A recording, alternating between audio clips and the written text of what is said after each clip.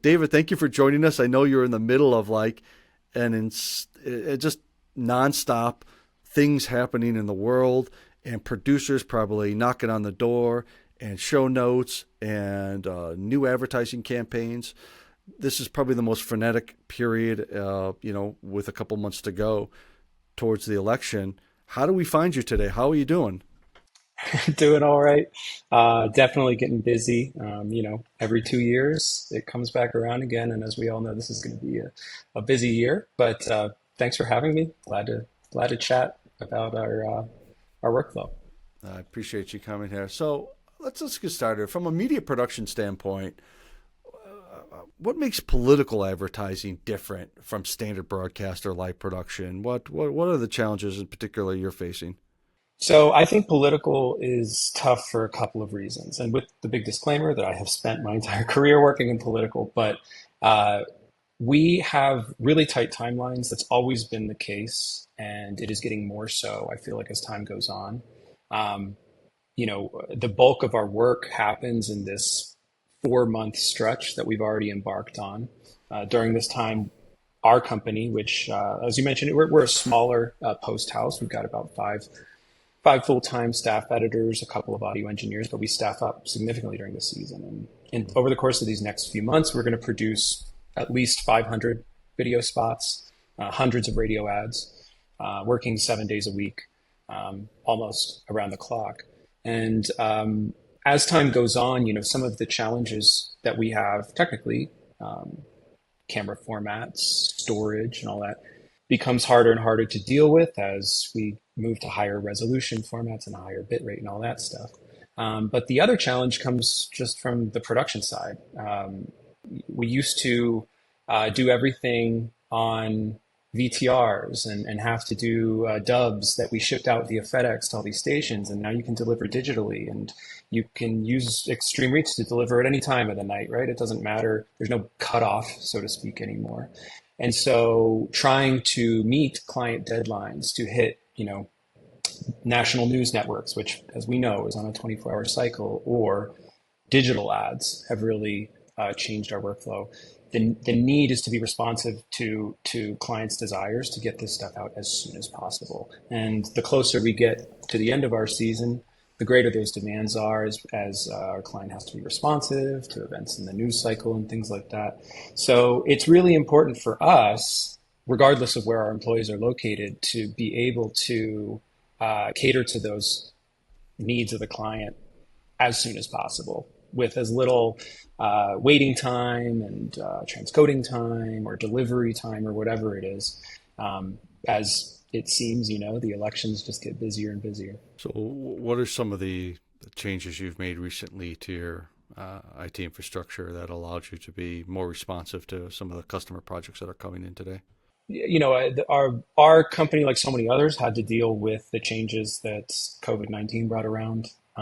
We, I think, like many other companies, maybe downsize our physical footprint, but spread ourselves across the country as editors discover how nice it is to work from home and not have to be in the office with someone all the time with a client behind their back. But we do more work, than we did before, and I think that's the case for a lot of people. So the media workflow had to be rethought to accommodate that change.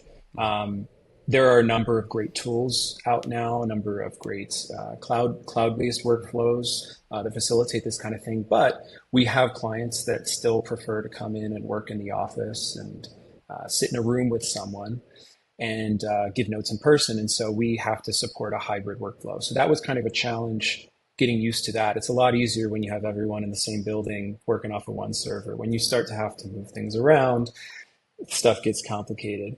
I think the other change is just kind of like a long-term change. Like you've mentioned, we've been around for 25 or so years, and the industry has changed a lot. And one of the things that I think makes political unique is the fact that it's very self-referential.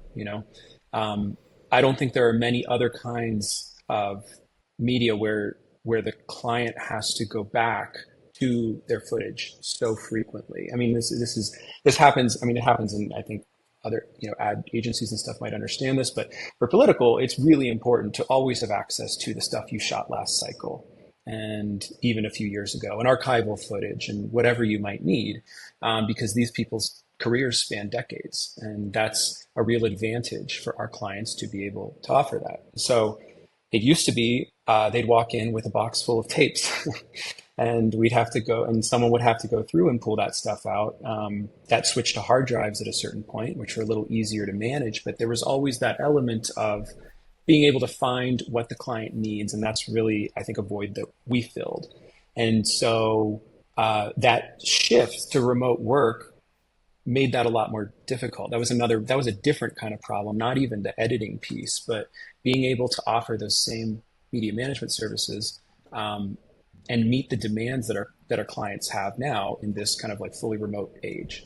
And so we went from organizing stacks of tapes to archiving this stuff on LTO tapes for our clients, building out a large sort of old school NAM system, and now making all this content available on the cloud because campaign digital teams are working with the paid media teams, and all of this stuff has this expectation that it's got to be shared. And so that's been an interesting kind of challenge for us, and actually I think like a new opportunity that traditional post houses in our corner of the industry have to offer now is we have the tools now with these cloud-based systems, these really wonderful software products that are coming out that can leverage the best of both worlds on your on-prem infrastructure and cloud infrastructure to give our clients access to hundreds of terabytes worth of their data online. Isn't it funny how we have these kind of twin problems of distributing people out into the world? They're no longer centralized into one studio, one office. Like, how much of is that a crunch on your, budget on a day-to-day basis or on a yearly accrual basis? Trying to support these large data formats, near real-time access to those media files, and the fact that people are everywhere in the world and need it today, tomorrow, yesterday. That is a really interesting problem because, I think part of the issue that we have is a question of scale. I think sometimes as these file formats get bigger and bigger, right? I mean, your overhead starts to go up, right? I mean, do you buy a ton of servers to keep all the stuff on premises? I mean, that used to be our strategy. It's the easiest thing to do. And then you realize the value of, okay, nearline storage versus archival storage. And now that we have people out of the office, it becomes even more challenging, right? Because the expectation is not just maybe we can have a team like we used to in the office that just dug through tapes. That was their job. PAs, it's a great job, foot in the door kind of job to pull out archives and stuff. Now the expectation is it's got to be online, accessible all the time, and that can be a costly proposition for sure. There are a lot of pitfalls to diving headfirst into the cloud. And so our overriding priority is always to make things better for our creatives. For the editors and motion graphic artists who work with us, that is like the number one thing. If they need access to whatever material they need, we give it to them. And we now keep caches of our frequently used stuff in instantly accessible, highly available cloud storage so they can just grab what they need all the time. But that's not really something that we can do when we deal with hundreds of terabytes of client footage each cycle. So we have to create and had to create a sort of hybrid workflow, tiered cloud storage, strategies that help us to minimize our costs, but still give our editors the quickest possible access. A big part of that was just accepting what we couldn't do, right? I think many people have seen really fantastic demos of great products and that work wonderfully when you do have everything up there, but that wasn't something that was feasible for us. So we basically switched to an offline workflow, used file synchronization to take care of the production piece rather than putting all of that stuff in the cloud, and then used basically media archive media management strategies to put media in the cloud that could be retrieved for certain campaigns, for certain clients that then had the budget to deal with that. But for, you know, political is kind of tough, right? Because especially when you start out a campaign, that's when you don't have money. You know, you win your primary, then you get money. But back then, at the beginning in the primary season, especially, no one has the money to do that, and they have important things that they need to spend their money on. And so it's always a choice of doing something that's not going to hamstring you in the future. And so what we've done is we've basically taken advantage of some of the infrastructure improvements that we've made, whether that's on-prem storage, on-prem transcoding, or building out cloud-based media management systems, and allowing our clients to take advantage of that. Using our capital expenditure that we made for ourselves, and building that into an even better media management product for the clients. Okay, great. But how have you made a justification for IT spend to achieve those goals? How are you justifying what is a significant IT expenditure? Are you measuring it in man hours saved? Yeah, I mean, that's primarily it. I think something that might set us apart from other companies is, like I mentioned before, we staff up significantly. Our staff doubles, triples, and it can be a real advantage to be able to onboard people quickly and get them working. Freelance work and stuff like that, of course, is really common in election cycle. So there's a need to have investments that don't have a high barrier to entry. So expensive, complicated build outs or integration time, as well as manageable cost structure that we can pass on to our clients when we're already working with higher labor costs from freelance folks and stuff like that. So, I think there's one argument that might say that, cloud services by their very definition are predictable in the sense that they're usage based, but they're not, and it would be really nice to always say that we can just pass on all of those rates, but that's not the way that our hourly cost structure always makes it obvious to those clients. And so we basically look at our ability to add capacity as the primary case. But we try to rely on like I said, the investments we've already made. That's how we backed off a little bit from fully jumping into the cloud. We have a lot of servers, we have high performance internet, and most importantly, we've got a staff.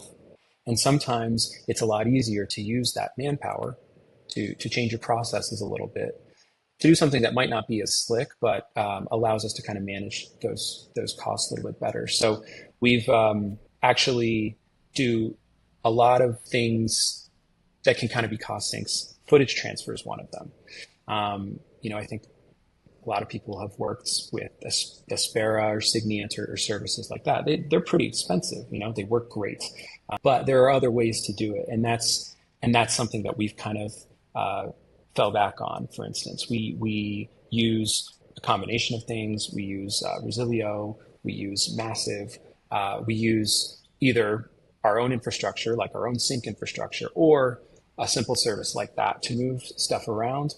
And it all comes down to having the staff in the office that do that. If we were fully remote, things might be a little bit more challenging. So there's no question that hybrid infrastructure is here to stay. We're always going to have our one foot in local storage, on-premise storage, and 1 foot in the cloud, and being able to harmonize those two technologies is probably one of the day-to-day things that you're solving for.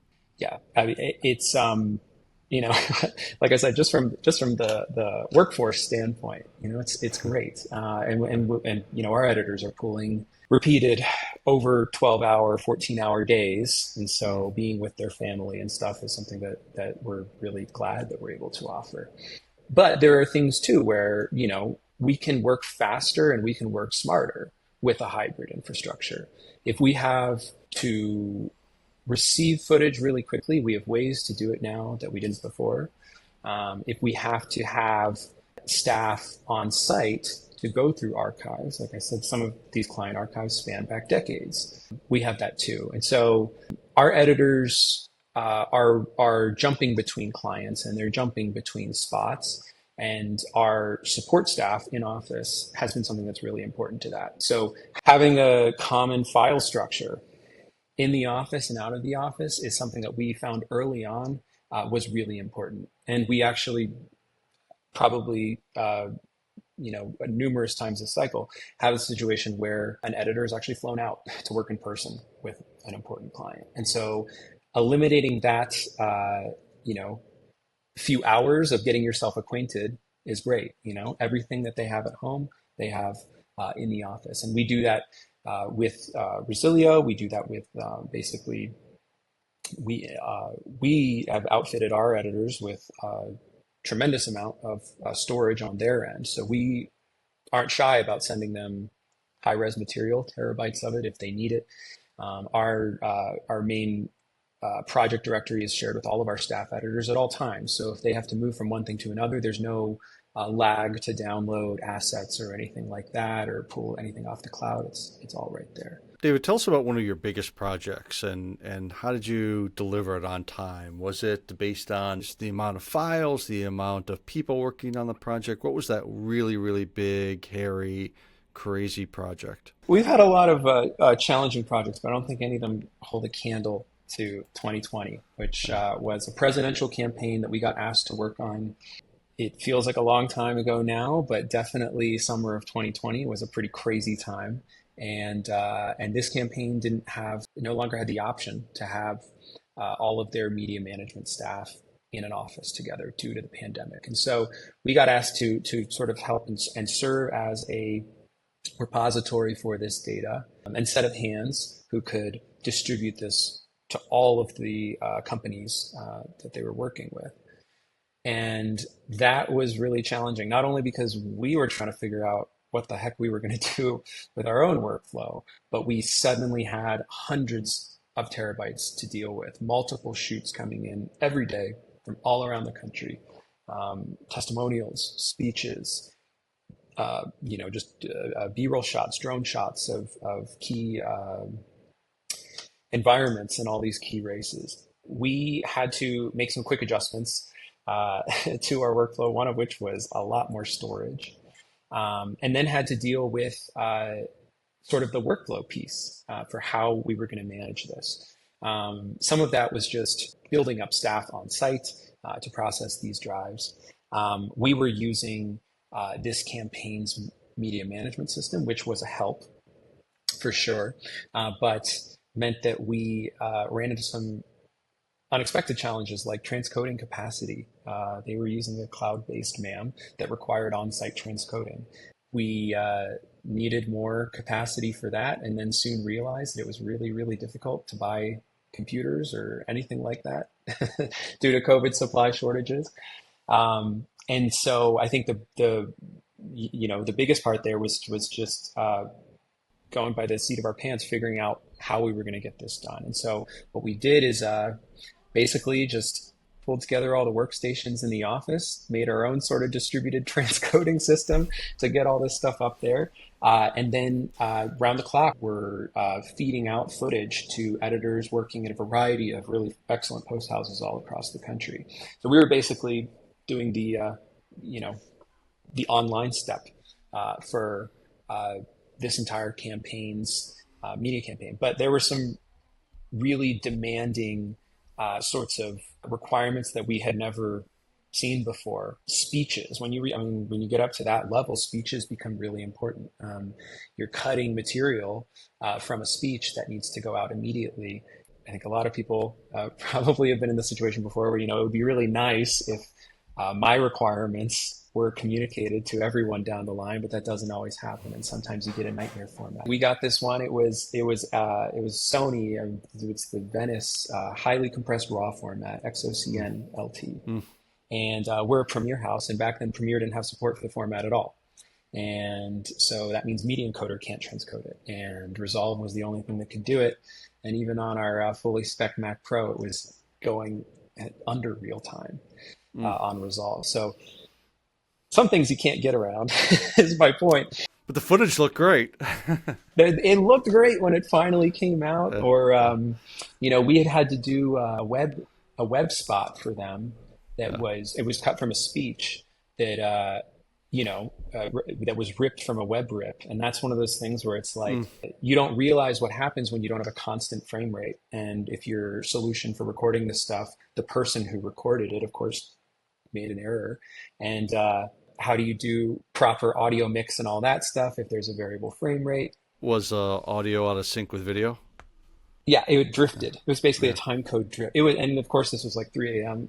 Saturday night Mm. that we had to figure this out. So, you know, that was a big learning experience. Never higher pressure than that kind of thing. But basically, falling back on workflows internally was the way that we got through that. And I think that we had an advantage in the sense that we already had dipped our toes a little bit into this kind of remote workflow before the pandemic happened.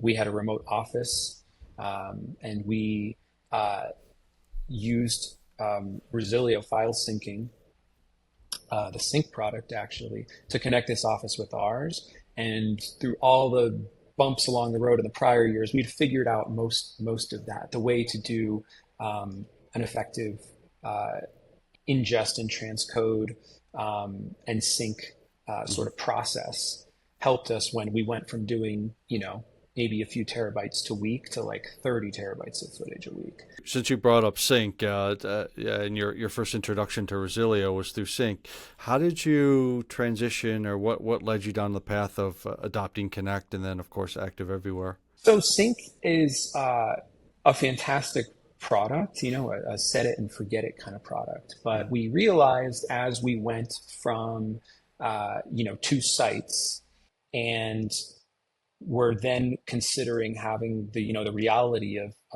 multiple editors all at their house and are on site server, and then maybe anyone else who needed on their laptop or something to have access to it, that we needed something with a little bit more control. And also, the fact that it's kind of more than one sync job now. We have projects, Mm. we have video assets, we have audio assets that have a different group of people that needs to access those. And then sometimes we have really big stuff that we have to move around in between certain people. And so we talked to Resilio. We were introduced to Connect and actually introduced to, I think, a really interesting way of setting up our sync system that we hadn't considered, which was relying on NAS units, small NAS, network attached storage units for all of our editors, so that there was no performance hit, no desktop app running, and they basically just left that thing running the whole season, and it worked brilliantly. And from my standpoint, as being the interface between the clients and our production staff, having the ability to view the status of every sync job that we had, prioritize, deprioritize as necessary, was a really important amount of control to have when we were dealing with a limited amount of bandwidth clients who had more demanding timelines than others. So it's been fantastic. And I have to be honest, as working for the size of company that we do, we're a little wary of like enterprise level systems, Mm. because they come with higher costs and everything like that, and sometimes it's necessary. But I've got to say, uh, that is something for me that was really really helpful. Having a remote workforce is great, but you have to be able to, it's my job to respond to the client about the status of where things are going, and having the additional tools that we got to connect was really, really important to keeping everything running smoothly when we moved fully remote. How have your how have your employees or your editors or producers reacted to using Resilio? Have they given you any feedback on performance, usability, ease of use? Yeah, I have gotten feedback. I will say the other thing is when I don't hear about something, that usually means it's working well. Perfect. But yeah, I think like I said, our creative staff is the lifeblood of the company, and so it's really important to make sure that whatever technical solutions that I introduce don't disrupt the way in which they work. something that I like about using a system like Resilio Connect, for instance, versus different kind of cloud-based sort of media systems, is that it doesn't really force them into a particular way of working. Those editors who were comfortable working in the office off the server aren't, their workflow isn't forced to change by the technological change. Like I said, it pretty much appears to them exactly as it would. They mount the server and it's the exact same structure and all that stuff. So that's really important to me. I'm not an editor. I have some experience, but certainly not like they do. And so it's I've gotten a lot of positive feedback in the sense that they don't have to think about it, and it doesn't force them into using a certain Premiere panel or using whatever. They just like to take, here's my proxies. I'm going to dump it into Premiere. Yeah. Got to preserve that muscle memory. I mean, the last thing you want to do is put friction between, how a creative mind interfaces with their tool set, right? Their creative applications. It's just, if you break that mental model or that muscle memory, that's not a good place to be in as a manager of systems. Right. Exactly. And there's I think there's other advantages that have kind of come to save us too, which is just like, you know, a lot of our editors at home have like crappy Comcast internet and it goes out. And so having the solution that we have, that was one of the reasons why it was important to us to have storage on, the editor's side to keep all that stuff, because you lose internet, the client wants you to grab that one thing from that other shoot. You don't have those proxies. We had the ability to do that. They could export their cut, run to Starbucks, use the Starbucks Wi-Fi to upload it and at least send it out, because those are the kinds of, that's the expectation that we have in the season. It's not an acceptable excuse. And some of these systems that we've been exploring have had some pretty high profile incidents recently that have caused, you know, outages and things like that. Single point of failure somewhere in the system. Right. And you use a cloud-based service, and there's SLA and stuff like that, but that doesn't really help you when all of your media's offline. So that's been nice. In the event of internet outages or interruptions or things like that, we're protected. The nature of the devices that we used means that they're RAID arrays and usually can withstand a drive failure or something like that. It's not like most of our employees, but most of our employees are not storing stuff directly on their machines. And so there's a little bit more protection. And the great thing is, if someone deletes something, we have an archive running back, 7 days that we can always go back and pull stuff out of, which happens and has happened in the past. And woe to the poor freelancer who accidentally deleted our whole project folder and thought that his life was over, but we were able to pull it right back. So there's some really kind of like unexpectedly nice things that come with that kind of setup that we built. Have you had has the concept of peer-to-peer kind of permeated through your team, or is that kind of an abstraction that they don't have to even think about? I think they don't have to think about it too much. But I think what's kind of nice is, I guess the things that I think about on a day-to-day basis, which is, we've got limited bandwidth. We've got a lot of demands. One of the things that we do now for our clients is, we actually do cloud-based archive for all the footage that we get. So our internet pipe at our office is in pretty high demand. But the benefit is for those of our employees who are on slower connections, they can benefit from the employees who are on faster connections. Like the peer-to-peer like mesh kind of network is really great for us. It means that once our server has sent out copies of the file to those who grab it first, they can take the rest of the load. And we're always putting stuff in there, so there's always demand on that server. And so it's not, they're not having to constantly be dependent on that one connection. And we've had power failures and stuff like that at the office, which have allowed people to just go home. They've got to set up a Resilio at home. They can just go home and pick up working exactly where they left off. And so I think that that it just works, and that's all I can hope for. From my standpoint, is that our editors don't have to think about it.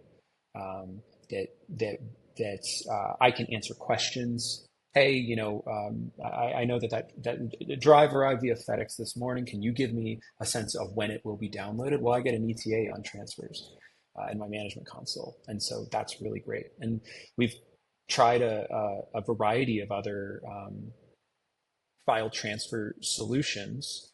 Um, we did a lot of work in the past few years with like Aspera on Cloud and Jetstream, and like I said, we use Massive and things like that. But there really is something to be said with just having that built-in sync network and having our jobs built and having the buck stopping with me, so to speak, to make sure that things are getting where they need to. It's been really great for the editors because they don't have to worry about it. When we assign them onto an edit, they log in, everything's there where it needs to be without any action on their own, necessary to do so. Because we're called future proof, I need you to put on your predicting glasses and tell me a couple of trends that are going to impact not just GTP, but media production in general. And in particular, I'm curious to know how is generative AI playing into the creative process today with your team? Is that something that producers are asking for, or is that something you guys are considering licensing? Where are we all going creatively and technically in the future? How will AI manage our data workflow problems? What's next? Yeah, I think AI has a tremendous amount of opportunity. I think the main way in which it's impacting our workflow is actually audio. AI is fantastic for audio, for cleaning up audio. I do think that some of the challenges that we run into from a workflow standpoint, those are definitely going to be helped with AI, and particularly, like I said, we use extensively tiering of storage and moving things around in an intelligent manner, and there are already some compelling products on the market that help you do that, and the more that software can help me do that instead of me having to do that, that is fantastic by my book. Um, and I think we're also seeing a greater importance in having our content ready uh, in the cloud to take advantage of some of these things. The biggest example, which we use every single day, is AI transcription, or just cloud-based transcription. I don't know if it's an intelligence thing. It's just having your content up there and ready to go to Rev, or the built-in transcription is built into like some man products like Iconic now. That's a huge advantage, and it's another piece of that workflow that now you have to consider. Okay, well then all those shoots that I'm getting not only have to be processed through my normal workflow, I got to put them up in the cloud, and got to put them up in the cloud in a cost efficient manner. But there's some really convenient ways to kind of deal with that stuff. Tiered storage, and the fact that just that AI has I think now that people can see how useful it is, it's something that software developers, for the kind of software that we use, are using it to solve like so many of these problems that have always dogged us. You used to have to hire a transcriber to transcribe your content. Now you don't. The computer will do it for you. The best thing I saw when I was at, we were at NAB this year, I saw that Premiere wants to put a cut extension, right? Extend your shot a little bit. So, because everyone always wants that. Oh, I want to, like, you cut, the take ended too quickly. I want like another couple second. more frames. Yep. A couple more frames, exactly. And the fact that that's going to be built into Premiere, fantastic. So yeah, I'm not a doomer on this at all. I think there's a lot of great things to come out of it, but I really think that the value that we're going to get out of it is going to come from these tools that like save us time. Editors and editors are artists, and they will, I think, always be necessary. But I think most editors would say, if I could get AI to do an assembly for me, great.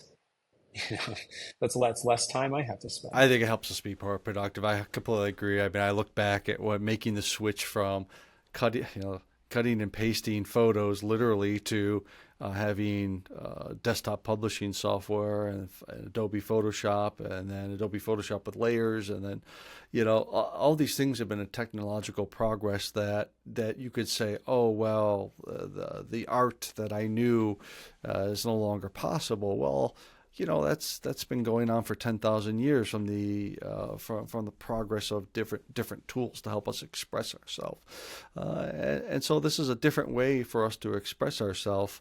Of course, we want to make sure that we're licensing content properly, and the originators of the content are properly credited with royalties or what have you. But I think it's a fascinating time for us to really think about honing our craft and being amazing in what we do, and spend more. I think if we can give our team members time back to think strategically about what needs to be created, rather than fighting with the systems to get what you need, or there's processes that are running to automate the things that were a manual task. Yeah, give us time back to think strategically about how to do a project and what direction we want to go. And it's an amazing time to be in the creative industry. Absolutely, absolutely, and I think one of the other things too is that we're so new into this. It's hard to say exactly where all of this might go, but I have noticed, at least in our industry, it seems to me, there's this kind of aesthetic choice that is coming now. Where you want your political advertising to look very human, and I think that might be something that we see more and more, which is like there's all these great tools, but I mean, like we can tell when someone's used Midjourney to make there's a look, and especially creatives can tell that. And so I think that, particularly for something like political, something where you want to make a connection with a person, I do anticipate that to go on and be the case. And so, can you use Adobe stock to get AI generated stock? Yeah, but I have to say I don't know anyone who's doing that. At least in our corner of the industry, photographers and everything like that are still important in the sense that they are representing humanity, and maybe that will change. And if it does, we'll go along with it, allow us to work faster and stuff like that. But I do think that there's also like an aesthetic piece to it. So editors, motion graphics artists, they aren't going anywhere. But I got to say, out of all the graphics artists I've talked to, no one misses doing rotoscope by hand. You know, like you computer tools and stuff that speed that up is like a no-brainer. Yes. Advance one frame, redraw, advance one frame. Yep. Good times. But hey, there'll always be a version of that drudgery work somewhere, no matter how far we advance. So, David, what's next for you? What projects are on your plate? Is Resilio working with you on anything new and cool? Well, we are about to dive head first into our season here, like I mentioned, and so this is the time when we staff up and we start bringing in all those freelance folks, those who aren't our staff editors, and we actually are planning to work with Resilio on tuning up some of our sync strategies. There's a new version 4. Resilio active everywhere. We are currently on the version 3, and there's some features that I'm certainly interested to take a look at. A lot more intelligence when it comes to especially those employees that don't have the capacity and the need to sync everything. We do so much on demand, kind of per project or maybe per client basis, syncing with those individuals. And so I'm interested. We're going to work with Resilio on redesigning our workflows to take advantage of the new features available in their new release. It's become to the point where, I mean, it's really fantastic actually, just to be able to offer that to someone who has a MacBook Pro or something like that and needs to travel or something like that. They can have files on their desktop transparently synced that are there when they need them and not there when they don't. Yeah, being able to selectively sync, what you need without and why tie up network bandwidth? Why tie up as you said, your Comcast or your Spectrum, bandwidth, like just use what you need and let the others sit. Exactly. Yeah. And I think the change too is that like we're now we're now sharing space with these folks where it used to be, we owned every computer in the Hmm. office. We can do whatever we want. Now we hire freelancers a lot more than we did in the past, and they Hmm. work on their own gear. So we kind of have to be respectful too, right? We want to take up all their space or make them run a loud external RAID array or something just to be able to work on our stuff. So yeah, I'm pretty excited for that. We're doing a lot more media management stuff too. So that's I think kind of we've sort of reached the inflection point for that of like cloud sort of adoption. Moving away from tape based, hard drive based stuff, and a lot of our clients realizing how easy and cool it is to be able to access their media at any time on the cloud. So that's the other thing too, which conveniently Resilio actually helps us with as well. Um, Connecting our cloud resources to our servers on site. So those are my well, I've got a lot of projects, but those are my two big ones right now. Let me ask one last question, because I'm really you kind of touched on this a little bit. The level of, let's say, support from the actual customer service team, the customer success team, the engineering team. I mean, you've touched all these different teams. Like, you're having an influence in what's being built. It's not like, talking to a brick wall. How has that helped you? How has that made a difference for you as a production manager to have that level of engagement with a company or vendor? It's super important. Um, I think I think one of the sort of like fundamental things for us was that we made that transition that I talked about from sync to connect in the middle of the most stressful, busy, freaking out campaign cycle that we ever had. And it worked really well. I mean, frankly, it was like one-on-one calls with their leadership and engineering teams that developed the system that we have, and we didn't need to rely on a third-party integrator or anything like that. They were receptive to uh, what we needed to do, and came back with a really kind of genius sort of solution that ended up working really well with us. And I think that there's so much going on in our office that requires my attention, and I have sort of talked about this with other folks who work in companies that are similar size. I mean, when you're our size, we don't have a huge IT staff. We've got a small team, and we can't sort of get bogged down in sort of like a game of telephone between our vendor and then the actual software company and stuff like that. So it was really helpful to hear a sort of unique use case be developed in conversation with us. And we've been using it for years, and it's become an essential part of our workflow for that reason. I think that media workflows are so unique, and sort of have to be, and there's no one size fits all solution.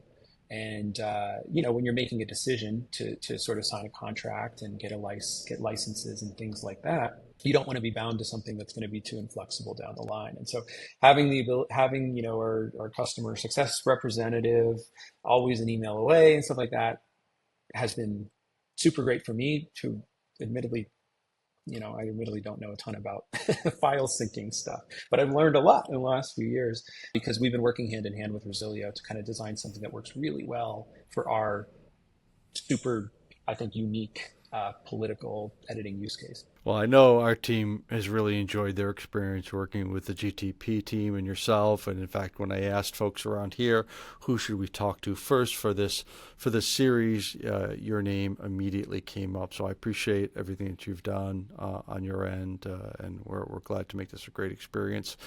David, before we sign off, tell us, where can folks go to learn more about what GTP is doing, or their work, some of their show reels, or where can they go to learn more? Our website's a great place for that, gtp.media. We've got some examples of our work there, the various campaigns we worked on, and a couple non-political things that are kind of fun that we've had the opportunity to do. So you can head there and take a look, and reach out if you're interested. I appreciate that. And David, we're wishing you a happy, successful, I'm not going to say calm, but interesting campaign season. We wish you all the best. And if you need anything, we're here to help. And thank you for joining us for this episode of Future Proof, the IT Infrastructure Modernization Series. And we'll talk to you soon.